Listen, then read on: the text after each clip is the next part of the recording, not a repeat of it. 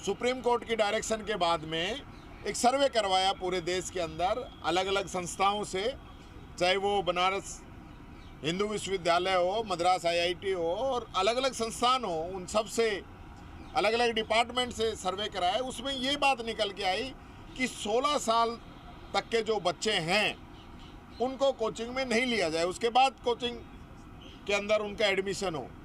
लेकिन इन्होंने उसको दरकिनार कर दिया, यानी कि मोदी सरकार की भजनलाल सरकार नहीं मान रही है। ऐसा क्या कारण है कि आप भारत सरकार की गाइडलाइन को नहीं मान रहे हो, सुप्रीम कोर्ट की गाइडलाइन को नहीं मान रहे हो? सुप्रीम कोर्ट के भी निर्देश हैं कि 10वीं कक्षा तक और 16 साल तक कोचिंग नहीं होनी चाहिए। आप वो कर रहे हो क्योंकि आपके पास बहुमत है, सत्ता पक्ष बहुमत के अहंकार के अंदर है। और आज का एक काला दिन बना है, काला अध्याय जुड़ा है कि ये जो बिल जो है प्रदेश के उन युवाओं के लिए होना चाहिए था जो भविष्य के सपने संजोए हुए हैं, लेकिन ये बिल बना है उनके अभिभावकों की जेब काटने के लिए, उन पे मानसिक प्रेशर डालने के लिए। आज मंत्री जी कह रहे थे पिछले 4 साल में 70 डेथ हुई है कोटा के अंदर। मैं पूछता हूँ 4 साल की छोड़ दीजिए, 6 महीने की बताइए या पौने 2 साल की बताइए कि आपके समय में कितनी आत्महत्याएं हुई हैं। वो नहीं बताएंगे, आंकड़े पिछले सालों से जोड़ेंगे, क्योंकि ये विषय बहुत गंभीर हो चुका है।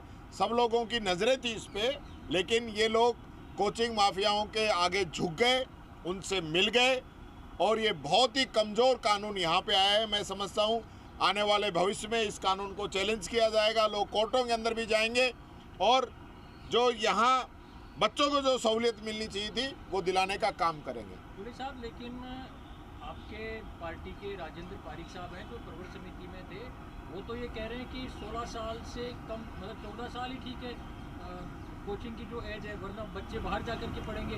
और इसी को लेकर के कानून मंत्री ने कहा है कि कांग्रेस विधायक दल में ही फूट सामने आ गई है। देखिए, फूट की बात नहीं, वो उनके व्यक्तिगत विचार हो सकते हैं, लेकिन एक व्यक्ति के विचार नहीं हो सकते। जब मैं आपको 8 संस्थाएं, 8 बड़े बड़े इंस्टीट्यूट जिनका इसके अंदर शोध हुआ है, पूरे जो सवाल जवाब है उनकी विवेचना हुई है, उसके आधार पे ये भारत सरकार ने तय किया है जो 16 साल की आयु है।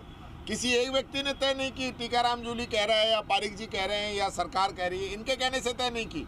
उन्होंने हजारों लाखों लोगों पे इस चीज़ का सर्वे किया और उसके बाद उन्होंने तय किया। तो आज हम इतने बड़े नहीं हैं कि कोई एक व्यक्ति ये तय कर दे कि भाई जो सब लोगों ने तय किया वो गलत है, एक आदमी कह रहा है वो सही है। तो इसलिए मेरा तो सीधा सा आरोप है इस सरकार पे कि जब भारत सरकार की गाइडलाइन कहती है उसको आप क्यों नहीं फॉलो कर रहे हो, उसको क्यों नहीं मान रहे हो, आप अलग क्यों हो? सुप्रीम कोर्ट के जो दिशा निर्देश है उनको फॉलो नहीं कर रहे हो, तो ऐसे क्या कारण है कि आप कोचिंग वालों के पीछे नतमस्तक हो? ये मैं पूछना चाहता हूँ।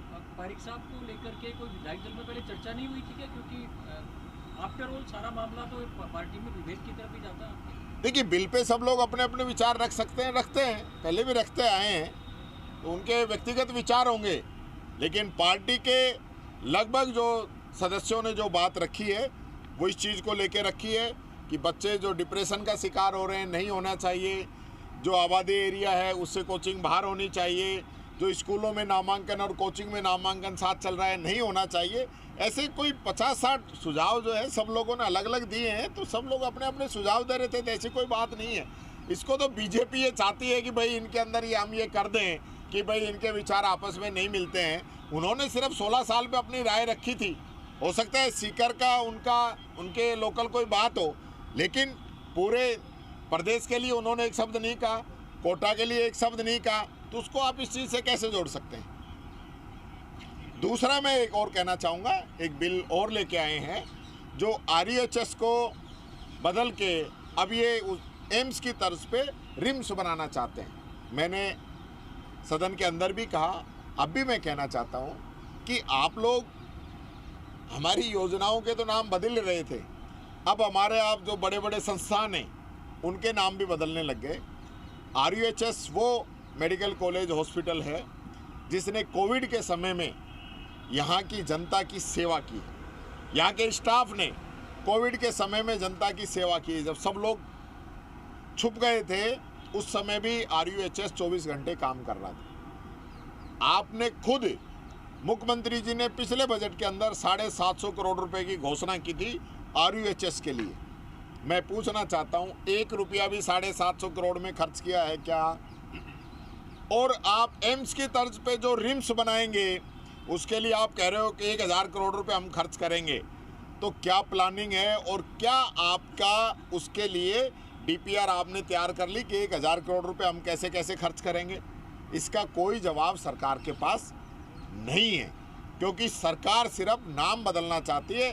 RUHS कांग्रेस ने बनाया था, उसके ऊपर आप रिम्स लगा दो। तो आप सीटें हमारी हैं, मेडिकल कॉलेज चल रहा है, 150 सीटें मिलती हैं, वो मिलेंगी कि नहीं मिलेंगी? यहाँ स्टाफ जो काम कर रहा है वो यहाँ का रहेगा या नहीं रहेगा? और आप रिम्स बनाएंगे वो अलग बनेगा या इसी पे ही आप बॉडी लगाएंगे? यही हमारा सवाल था सरकार से, लेकिन जवाब नहीं दे पाए।